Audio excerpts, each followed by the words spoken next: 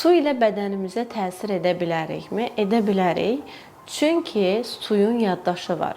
Bunu Yapon alimi Masaru Emoto öz araşdırmalarında sübut edib ki, su ətrafında olan müsbət və mənfi hər bir şeyi öz yaddaşına yazır. İnsan bədəninin də 75% sudur. Əgər bir insan emosional problemlərlə çox mübarizə aparırsa, bədəndəki su kristalları negativ bir forma almağa başlayacaq.